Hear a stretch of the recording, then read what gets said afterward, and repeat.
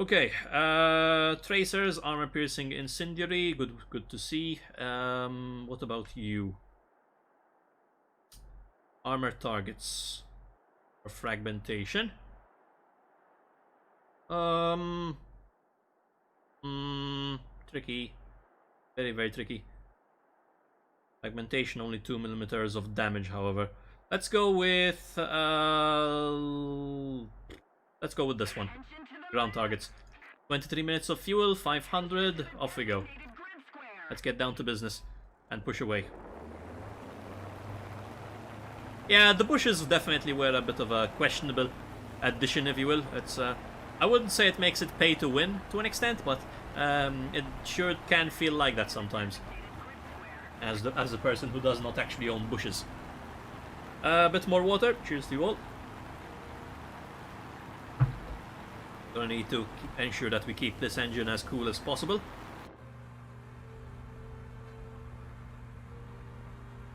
Alright. A good climb rate. Decent amount of ammunition. Not too much, but it'll do the job. Ah, yes, you have yourself a 1,000-pound bomb on the SB2U. Nice.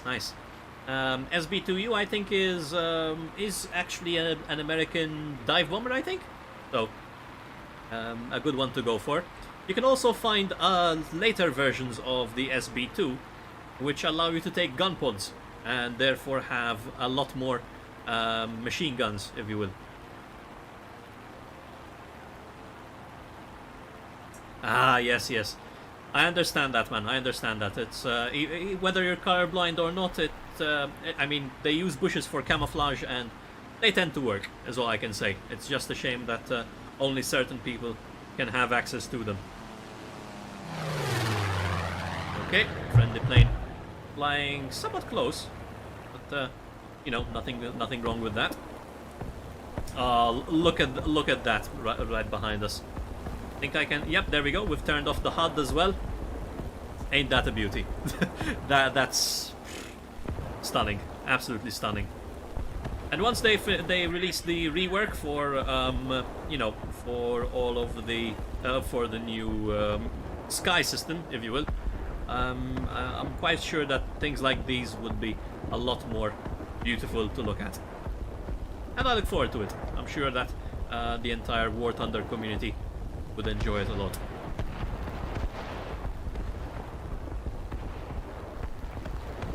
Okay, let's start setting up into position.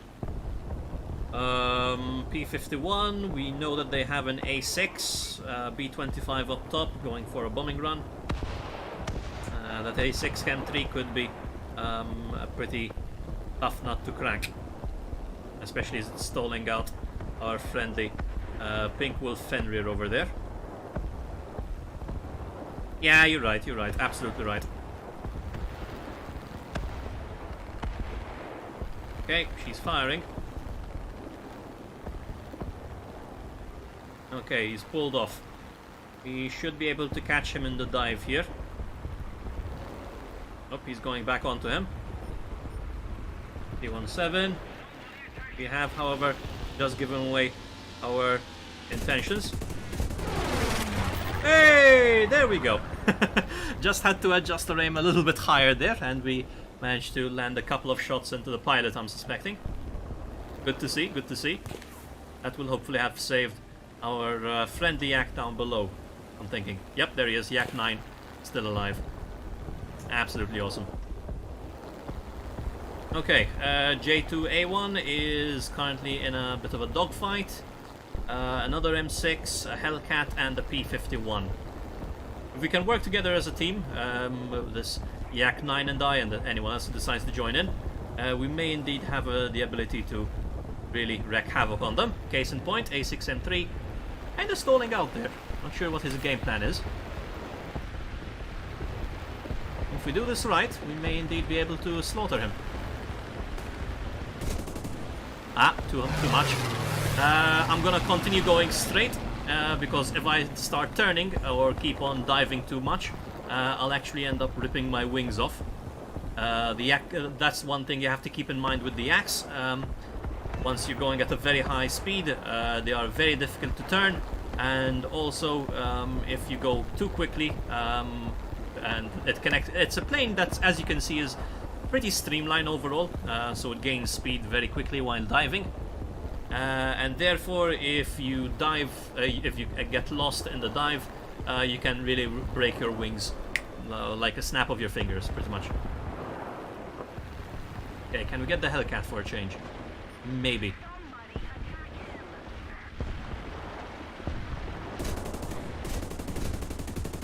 There we go, one kill. Red lined at 670-ish, and nope, he's actually trying to follow us in the climb. This could be a bad choice for him. If we can stall him out, maybe we'll have a chance at diving on him. Bendy taking the hint. Job, landing flaps to tighten our turn. In we go. Oh, good kill, good kill. Really gonna have to work this one out somehow. There we go! Hat trick, ladies and gentlemen, hat trick. That's what we needed. 3 kills.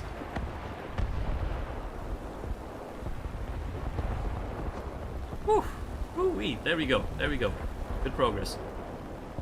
But yeah, enjoying yourself so far? What do you all think? Not a bad plane, isn't she?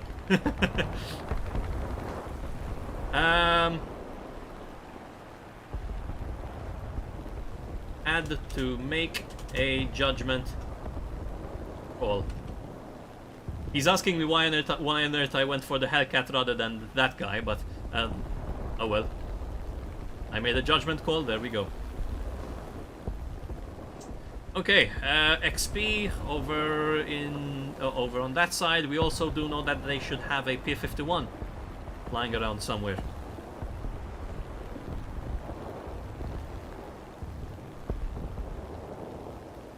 Yeah, a little garden on their tank. You know, it's so that if here's the thing, it's so that if they are hungry while camping in a forest or something, rather than going out and looking for mushrooms or strawberries or something, you know, they can just pick them off their own tank. It's ultimately they're you know, they're self-sufficient.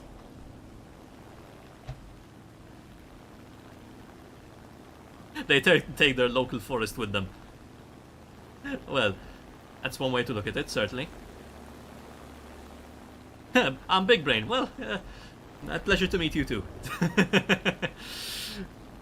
Oh, okay, that XP did manage to kill off our BV. However, it is getting lit up quite nicely by our anti-aircraft there, so... maybe it's taken some damage, maybe not.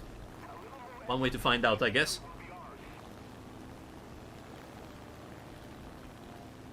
However, we are chasing a twin-engined fighter at this point, so catching up with him may not be the easiest task in the world, I would say.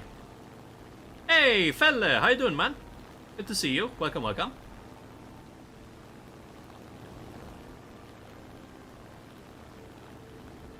Good, glad to hear, man. Glad to hear. Just casually chasing an XP-38 here with a Yak. Nothing too great to fear. Well, maybe. We'll see. It's turning around towards me, which is concerning, to say the least. This could go pretty poorly. Yep, he's charging me. Dive, turn, straighten, and pull. Okay, almost knocked ourselves out, but we're still alive and closer than ever. So that works. Alright, we're technically right behind him, so maybe we can do something here. Let's see. Up, a bit too high. Alright. I mean, since we're actually chasing him, we have the advantage. We're actually closing in on him. Surprise, surprise. Ah. Nice. Good, he lost something important there, I think. Could have.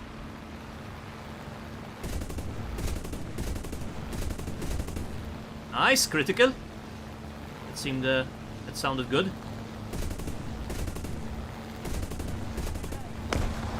Another explosion. Okay, pull off slightly. Reduce engine power. There we go. Flip around. Good. Just trying to either force us to crash or to overshoot. There we go. Pilot snipe. Just out of cannon ammunition as well. Good job. Good job. Usually play as Great Britain. Nice to hear, man. Nice to hear.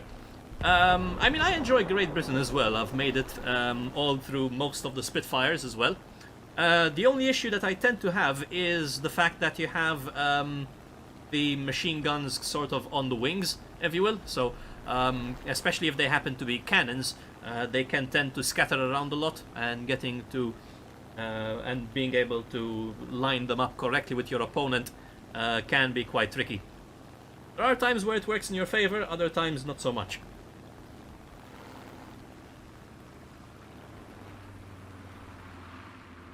The balloons. Are you referring to the Zeppelin kind of things, which are just you know, on certain maps, if you happen to hit them or hit the wires, then you you're kind of lost your plane, so to speak?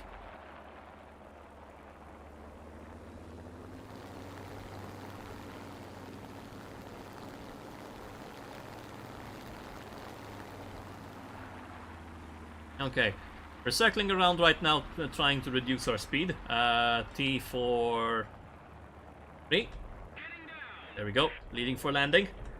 Bringing out our landing gear, preparing to set ourselves down. Slight increase in engine speed to ensure that we do actually make the runway. And reduce. There we go. And down she goes. Engine off. Brakes. Girl, good girl. Landing flaps to increase air resistance. Also make use of our tail to make ourselves a bit of a wider target against the air. That way we keep on actually slowing ourselves down that much quicker. On my Xbox I have all tier 3 planes. Oh, nice, man, nice. Good on you, definitely. People who have bushes on their tanks, those tanks aren't even tanks, they are moving forests. Well, when you put it that way, definitely. If you're a fan of Lord of the Rings, you might be able to call them Ents as well. Pretty much big trees moving around in a magical forest. Yeah, that definitely is. There's no reason to do that, sincerely, fella. I agree with you wholeheartedly. There are still a few people around who do that, quite rarely, and most of them end up getting, you know, punished or banned or something. So, the only good thing you have when that happens is that if they kill you, they end up paying your entire repair bill. So, and if not maybe 3 times that. So ultimately there is only so many times you can do it in a row, to be fair. So there are certain safeguards against it, but there are only a few ways that you can actually, you know, ensure that one does not actually do it. Because, well, I mean, you're not gonna go ahead and make it such that you cannot actually shoot your own friendly aircraft, you know, because then it would not really be good about realism and such. How to free look? Sure. In my case, since I am using a mouse and keyboard, I hold down my C key, and I am able to turn my mouse to be able to see which direction I want to look in. If, however, you have locked on a target, say I have locked onto this medium tank, usually by pressing a certain key that I can't seem to remember right now. I think I might have actually changed my keybinds, but there are certain keys available that allow you to actually focus directly on that target instantly, rather than having to, you know, just use the C key or actually turn your entire vehicle to look at it. So, yeah, happy to help, fella. Always happy to help. Hey, fella gamer, thanks for the follow, man. Welcome to the channel community. I hope you enjoy your stay. Think it's Z? Well, maybe it is Z, but I think you might need to be locked onto an enemy aircraft, for example, in this case. So that could be the case. Shift also could be it. You're absolutely right. Now that I'm thinking about it. There we go. Pretty good win. Four kills. Got ourselves the number 14 for no reason. I think this is a mistake because I have killed a lot more than 14 people in my time. So, War Thunder, thanks for that. Yeah, I think we did pretty okay there. I'm quite happy.